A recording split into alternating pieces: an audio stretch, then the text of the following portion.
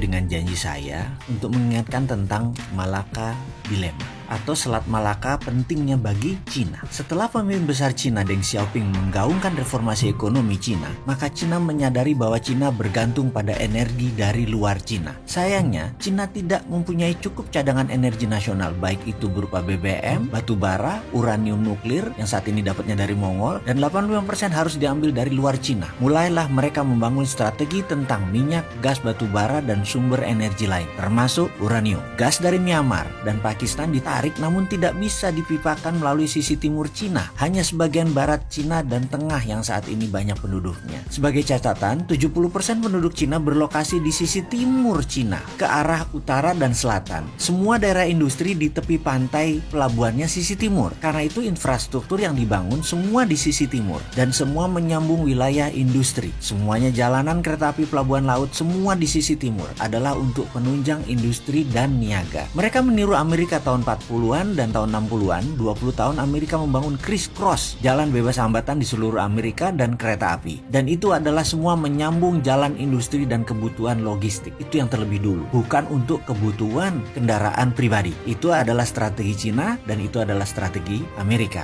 Cina menarik gas dari Pakistan dan Timur Tengah akhirnya harus dibuat dalam bentuk LNG karena jalan laut lebih murah. Selain itu lebih mudah handlingnya. Energi Cina ditarik juga dari Afrika Timur, dari Afrika Tengah dan dari Timur Tengah atau Selat Hormuz. Semua melalui Pakistan, Myanmar, dan terakhir pasti lewat Selat Malaka. Yang berikutnya adalah Cina perlu batu bara dari Indonesia dan dari Australia yang paling besar. Dan batu bara tersebut semuanya lewat Selat Makassar. Strategi obor Cina, One Belt One Road Cina, ada hal yang ditarget kepada negara-negara pemberi energi Cina, yaitu pasti di trap. Ini yang namanya geopolitik Cina. Kita harus kenal sekali yang namanya geopolitik Cina. Apa buktinya Indonesia misalnya di trap? Sebentar, kita lanjut ya. Sisi tahun 2006, Cina sadar betapa pentingnya Selat Malaka, betapa pentingnya Malaysia dan Indonesia. Karena energi, minyak, dan gas merupakan 60% kebutuhan energi Cina. Maka, manuver terhadap Malaysia dengan membangun aliansi penguasa waktu itu dan petinggi UMNO, dulu adalah Najib, dan berusaha Najib adalah di tangan Cina. Cerita itu bukan cerita angin semilir. Kita tahu bahwa setiap pemerintahan, setiap pemilu, negara asing selalu berkepentingan untuk bermain. Sementara di tahun 2006,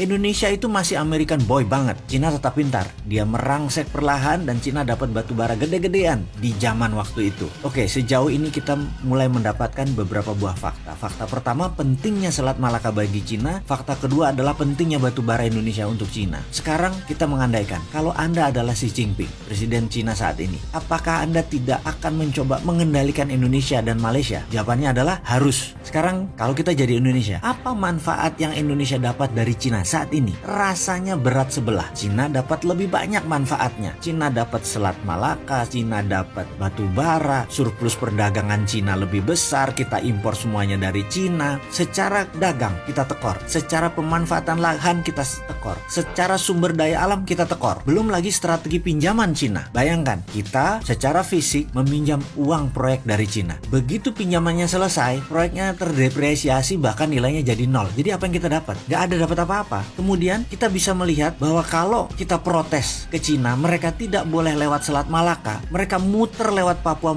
Nugini, itu bisa menambah 7 hari baru kapal dari Selat Hormuz bisa sampai Cina. Ini terlihat naif, terlihat kayak anak kecil. Tutup Selat Malaka, terlihat kayak anak kecil. Bayangin, kalau Selat Malaka ditutup kan bisa lewat Malaysia gitu ya. Gak apa-apa, silakan. Tapi yang terdalam lautnya tetap aja sisi Indonesia. Atau gini deh, apa yang terjadi kalau Indonesia dan Malaysia kompak menjepit Cina? Nah ini menarik, ada kata-kata kalau Indonesia dan Malaysia kompak. Jadi kalau Anda Cina, jangan bikin Malaysia dan Indonesia kompak, ciptakan konflik terus-menerus dan gampang itu. Lalu ada timbul pertanyaan, jadi konflik itu diciptakan? Jawabannya, ya iyalah. Kalau Anda pernah belajar di Lemhanas, apalagi pernah ikut Sesko TNI Polri, itu pelajaran dasar. Tapi bentar, ada LSM yang sudah diinfiltrasi dengan pemahaman barat bahwa TNI Polri itu pelanggar HAM. Ini sekali lagi, LSM itu dimainkan untuk memperlemah pertahanan dan keamanan nasional. Dan hebatnya lagi, mereka itu orang Indonesia yang nggak sadar bahwa mereka itu pion strategi dari ideological warfare negara asing. Semua demi kepentingan. Disinilah peran pertahanan dan keamanan nasional penting untuk diutamakan sebelum membuat kebijakan nasional. Jangan sampai Kementerian Perdagangan yang di depan, biar jadi raja impor lah kita. Kemudian dari sisi geopolitik, semakin mengerti bagaimana peran Indonesia di mata Cina, semakin mengerti apa kebutuhan Cina akan energi, semakin paham Cina dengan obornya yang mengendalikan 2/3 dunia itu niatnya apa. Sekarang sisi Amerika, butuh tahu paham lebih jauhkah tentang Amerika, atau kita bedah Cina lebih detail?